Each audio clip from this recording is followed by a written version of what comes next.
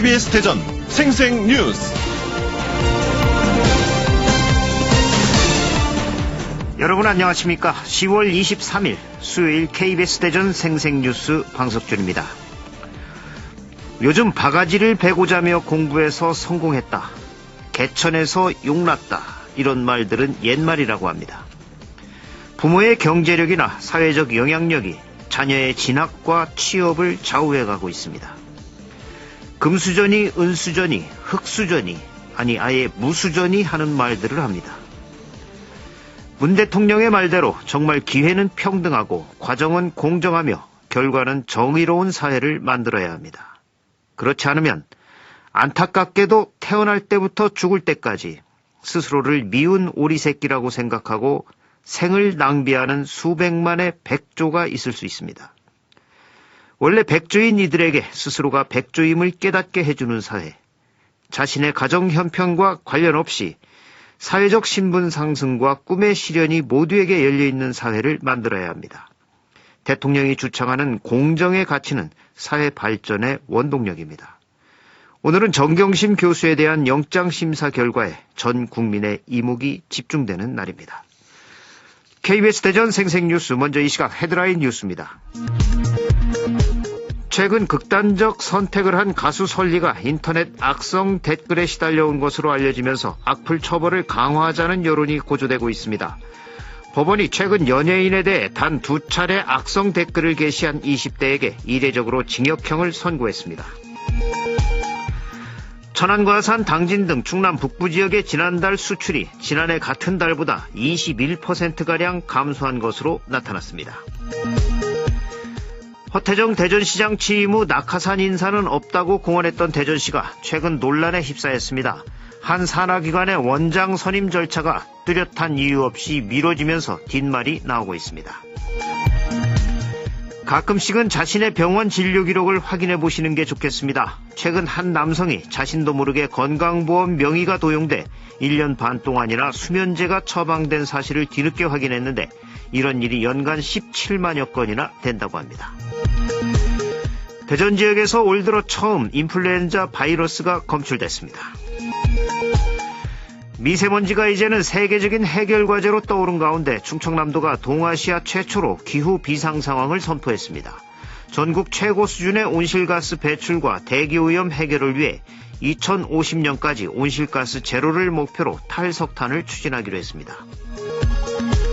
대전에서 중학생 여럿이서 또래 친구 1명을 괴롭히고 동영상을 촬영했다는 신고가 들어와 경찰이 수사에 나섰습니다. 또 대전의 한 중학교 교사 A씨가 쉬는 시간에 학생들이 있는 학교 2층에서 유리를 깨고 기물을 파손하는 등 극단적 선택을 시도했습니다. 이 시각 헤드라인 뉴스였습니다.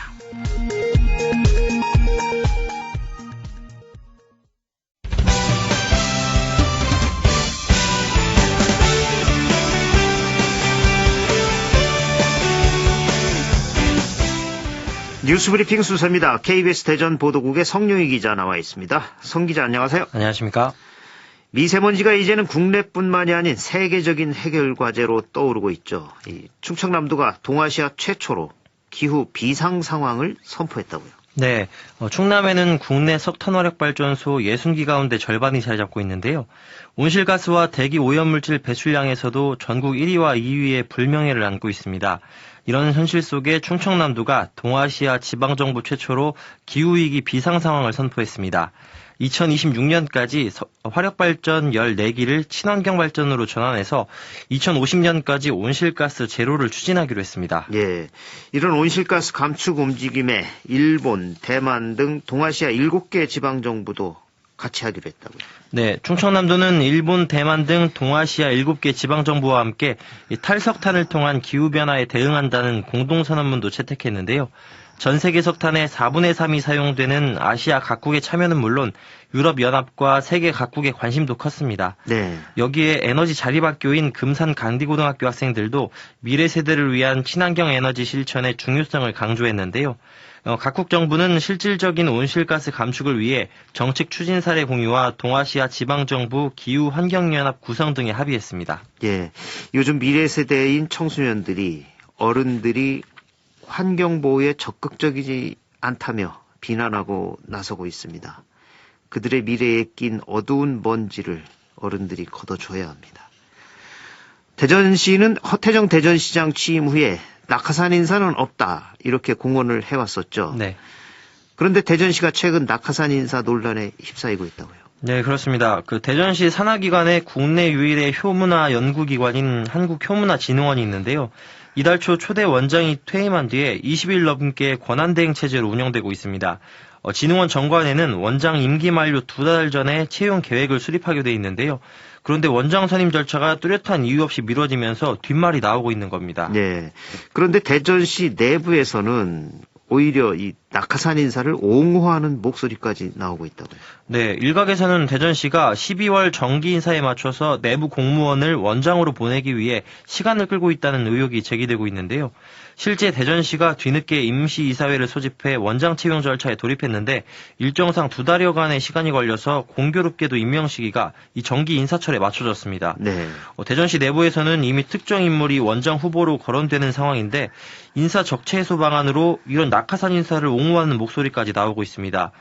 이미 최근 들어 일부 공무원이 마케팅 공사 같은 산하기관 임원으로 자리를 옮기는 등 낙하산 인사를 금기시했던 허태정 시장의 인사 원칙이 이 인사 적체 앞에서 흔들리고 있는 모습입니다. 예, 이 산하기관은 공무원의 인사 적체를 해소하기 위해 만든 것이 아닙니다. 이 효문화진흥원이라면 효 관련 전문가가 원장이 돼야 합니다. 그게 공정이고 또 혁신입니다. 화제를 바꿔보죠. 최근 한 남성의 건강보험 명의가 도용돼 1년 반 동안이나 수면제가 처방된 사실이 뒤늦게 확인됐다고. 네, 이 청취자 여러분들 가끔씩 자신의 병원 진료 기록을 확인해 보시는 게 좋겠습니다.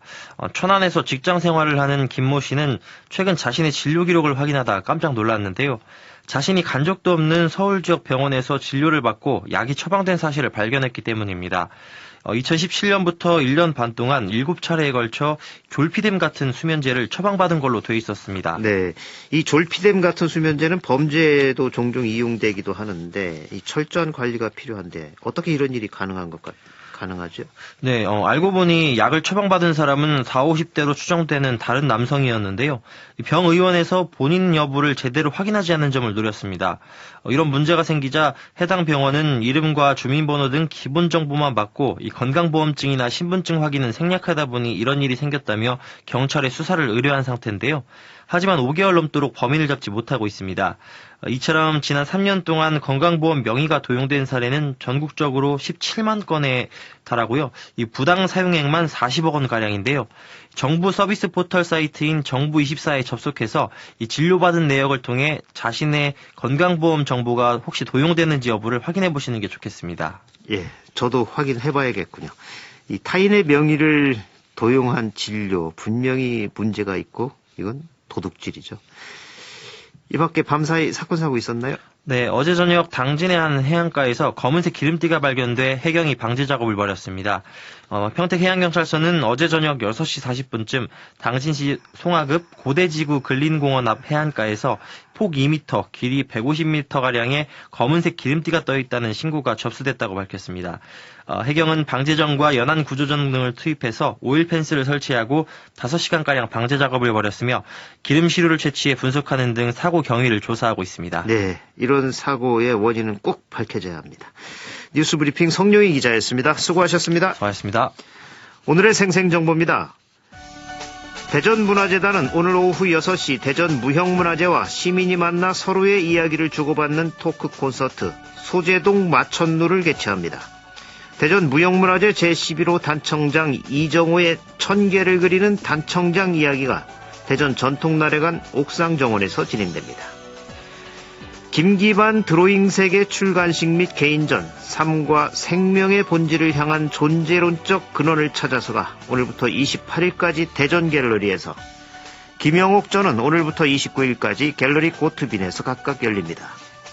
날씨입니다. 대전과 세종, 충남 지역은 오늘 가끔 구름이 많은 날씨를 보이겠습니다. 낮 최고 기온은 서산과 보령 21도, 세종 20도, 대전 19도 등 18도에서 21도의 분포로 어제보다 3도에서 4도가량 낮겠습니다. 미세먼지는 대전과 세종, 충남 모두 좋음 수준을 보이겠습니다.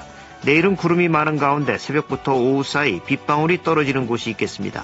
아침 최저 기온은 11도에서 14도, 낮 최고 기온은 20도에서 22도로 예상됩니다. 지금까지 생생정보였습니다.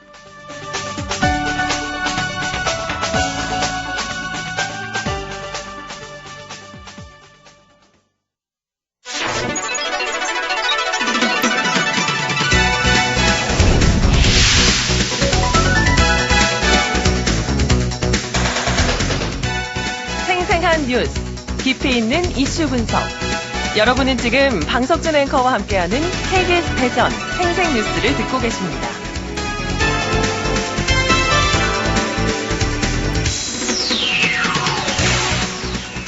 아침 저녁으로 날씨가 쌀쌀해지면서 유행성 독감 예방이 중요해지고 있습니다. 특히 대전에서 올해 처음으로 계절 인플루엔자 바이러스가 검출되면서 유행성 독감에 대한 주의가 필요한 상황입니다. 오늘 생생 인터뷰에서는 인플루엔자 바이러스의 증상과 예방접종에 대해 가톨릭대학교 대전 성모병원 소아청소년과 한승범 교수와 말씀 나눠보겠습니다. 한승범 교수님 안녕하세요. 예, 안녕하십니까. 네, 이 아침과 저녁으로 일교차가 큰 환절기죠. 무엇보다 유행성 독감 예방에 신경을 써야 할 시기인데 먼저 이 유행성 독감인 인플루엔자 바이러스가 어떤 건지 설명을 좀 해주시죠. 예, 쉽게 말씀드리면 독감이라는 병은 인플루엔자라는 바이러스에 의해서 발생하는 감기의 한 종류라고 생각하시면 됩니다. 인플루엔자 바이러스는 감기를 비롯한 여러 가지 호흡기 감염의 원인이 되는 수많은 호흡기 바이러스 중에 한 종류가 되겠고요. 네. 우리나라와 같이 이 사계절이 존재하는 온대 지역에서는 주로 겨울에 유행하는 양상을 보이는 바이러스가 되겠습니다. 이런 인플루엔자 바이러스가 주로 이제 상부 호흡기, 코감기, 목감기 등의 증상을 일으키지만 네. 일부에서는 하기도의 감염, 폐렴이나 기관지염으로 진행될 수도 있고 2차적인 세균 감염을 유발할 수도 있습니다. 네. 특히 대전에서 올해 처음으로 계절 인플루엔자 바이러스가 검출이 됐다고요. 예, 그 질병관리본부에서는 워낙 인플루엔자를 비롯해서 다양한 호흡기 감염 질환에 대해서 전국적인 모니터링을 지속적으로 하고 있습니다. 네. 예, 올해는 9월 마지막 주에 처음으로 독감 환자가 이제 확인이 됐고요. 네. 그 10월 들어서 독감 환자와 또 독감 유사한 증상을 보이는 환자들이 계속 증가하고 있는데 네. 다행히 아직까지 급격한 증가를 보이지는 않고 있습니다. 예. 예, 우리나라는 일반적으로 12월 초에 인플루엔자 유행주의보가 발령이 되고 5월 중순까지 이런 인플루엔자 유행이 지속되고 있는데요. 따라서 12월 중순에서 4월까지가 가장 많은 환자가 발생하고 지난해에는 다소 빠르게 11월 중순부터 인플루엔자 유행주의보가 발령되기도 했습니다. 예.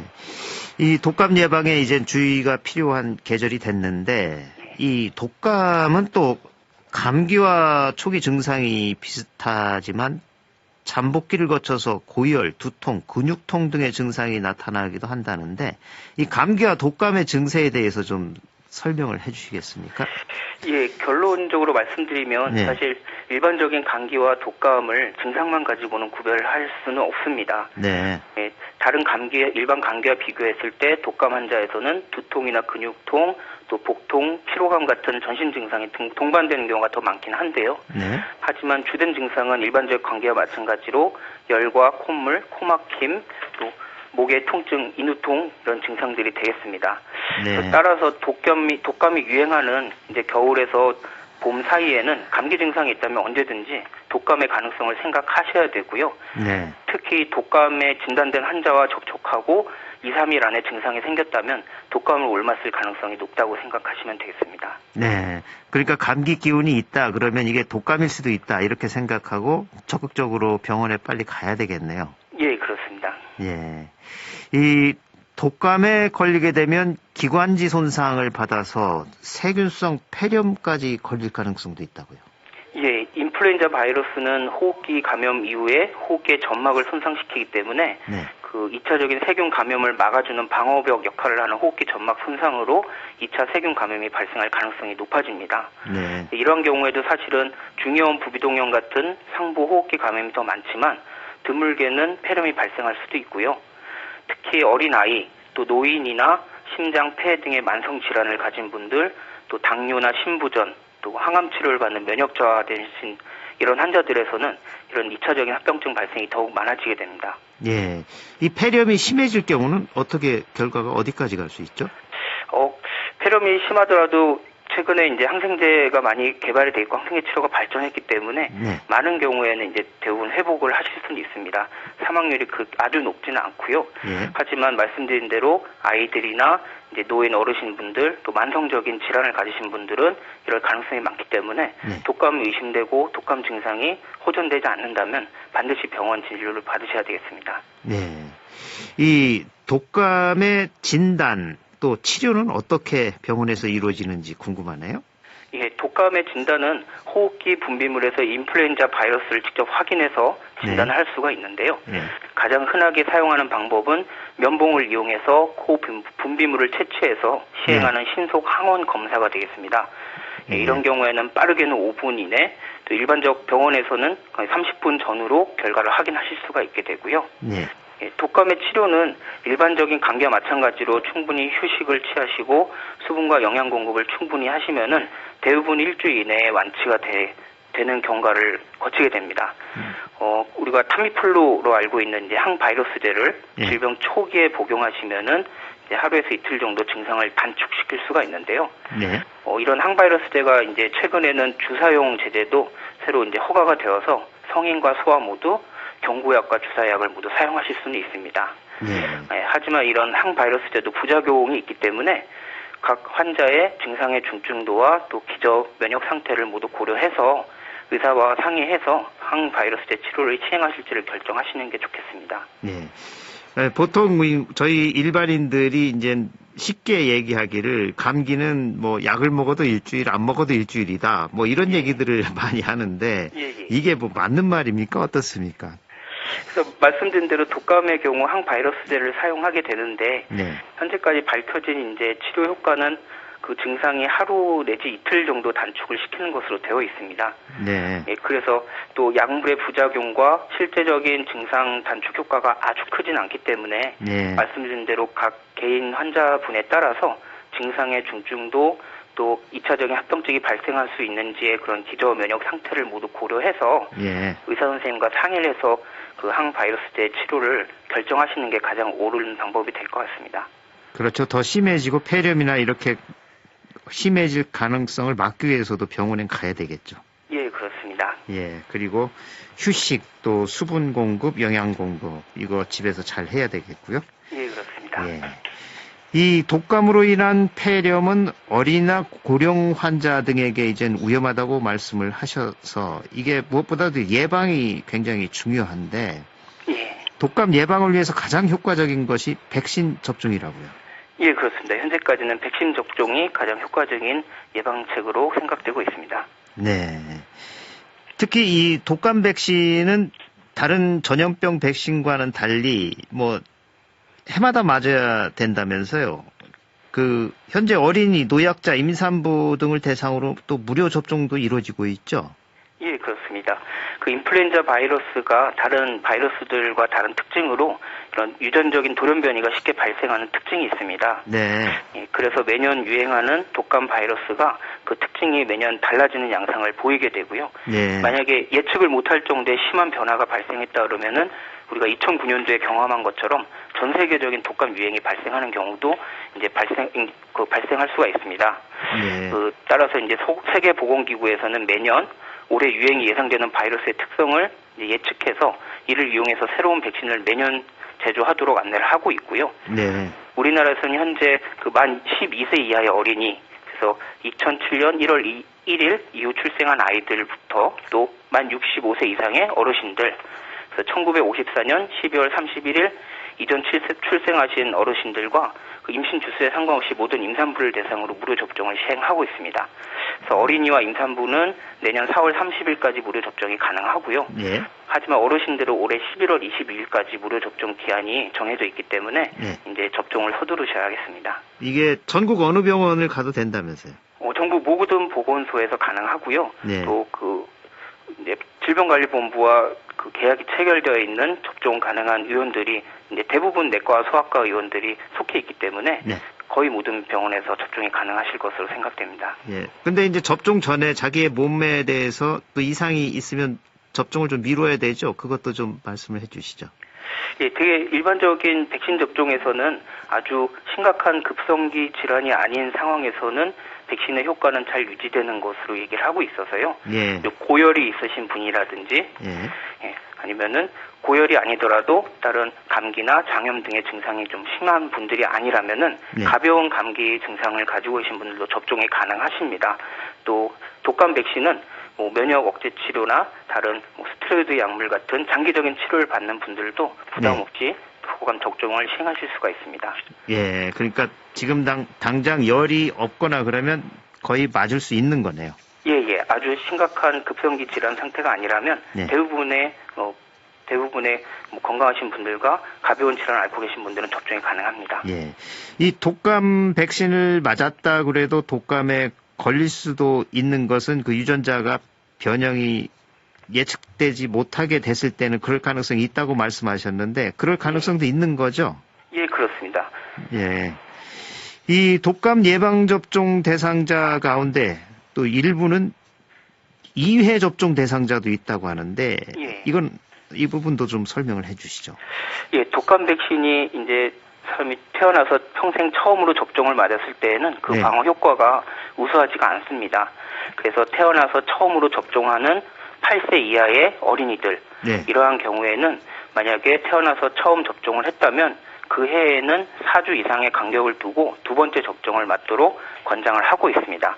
그래서 현재 만 8세 이하의 어린이가 같이 생활하시는데 이 아이가 태어나서 현재까지 독감 백신 접종을 1회밖에 받지 않았다면 올해라도 두 번의 접종을 받으셔야지 그 효과가 확실히 나타난다고 생각을 할 수 있고요.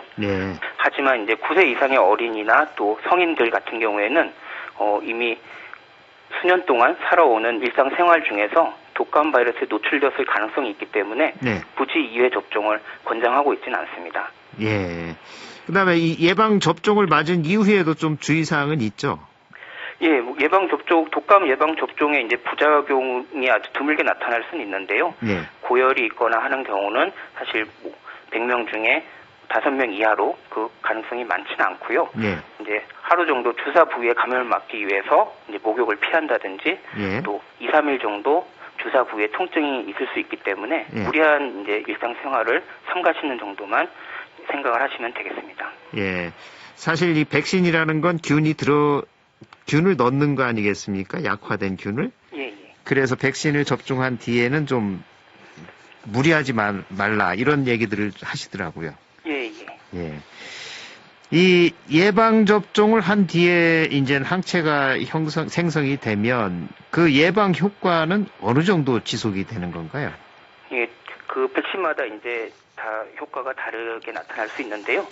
독감 백신은 일반적으로 6개월 정도 효과가 지속되는 것으로 생각을 하고 있고, 하지만 일부 연구에서는 짧게 3, 4개월 정도면은 그 방어 효과가 떨어지는 것으로 보고하는 경우도 있습니다. 그래서 우리나라에서는 앞서 말씀드린 대로 12월에서 4월까지 주로 독감이 유행을 하기 때문에 이제 예방 접종 후에 면역 반응의 효과가 나타나는 시기 등을 고려해서 현재 10월 중순에서 11월 초 사이에 접종을 받으실 것을 권장하고 있고요. 말씀드린 대로 이런 효과가 오래가지 않기 때문에 지난해와 유사한 바이러스가 유행한다고 예상이 되더라도 지난해 접종을 하셨더라도 올해 새로 백신을 접종하시는 것이 더욱 효과가 좋겠습니다. 그럼 지금쯤 맞으면 올 겨울은 날 수 있다 이렇게 보면 되겠네요. 그 11월 중순 이전에 접종을 하셔야지 가장 강력한 효과를 얻으실 수가 있겠습니다. 11월 중순 이전에 맞아야 된다. 이 독감 예방 접종도 중요하지만 또 우리가 생활 속에서 독감을 예방하기 위해서는 뭐 평소에 손을 자주 씻는다는 등 이 개인위생을 잘 지키는 것도 중요할 텐데 이 독감 예방을 위한 생활 수칙 어떤 것들이 있을까요? 우선 이제 나 스스로가 독감에 걸리지 않게 조심해야 되는 것이 있겠고요. 또 이와 마찬가지로 내가 이미 독감에 걸렸다면 다른 사람에게 전파하지 않도록 하는 노력을 함께 해주셔야 되겠습니다. 내가 독감에 걸리지 않기 위해서는 독감 치료와 마찬가지로 이제 충분한 휴식을 취하고 평소에 충분한 수분과 영양 공급을 하셔야 되고요. 말씀하셨던 대로 자주 손을 씻고 또 바이러스가 몸 체내로 침투할 수 있는 눈이나 코, 입 같은 이제 약한 점막 부위를 손으로 자주 만지지 않도록 하셔야 되겠습니다. 네. 또 만약 내가 독감에 걸렸다면 다른 사람에게 이런 독감을 전파시키지 않기 위해서 호흡기 예절을 지켜주셔야 되는데요. 예. 예, 호흡기 증상이 있는 동안에는 마스크를 착용하고 생활을 하셔야 되고요. 네. 또 기침을 하실 때에는 휴지로 입을 막거나 아니면은 팔뚝 부위 옷으로 입을 가리고서 기침을 하는 이런 기침 예절을 함께 지켜주셔야 되겠습니다. 예. 또한 이제 사람이 많은 곳에 방문하지 않는 것이 좋으시고요. 그래서 현재 질병관리본부에서는 독감 이제 증상이 있는 분들은 독감 진단 후에 5일 동안은 등교하지 않고 일상 업무에서 배제하고 생활할 것을 권장하고 있습니다. 예. 오늘 말씀 여기까지 듣겠습니다. 고맙습니다. 예, 고맙습니다. 지금까지 인플루엔자 바이러스의 증상과 예방접종에 대해 가톨릭대학교 대전성모병원 소아청소년과 한승범 교수와 말씀 나눴습니다.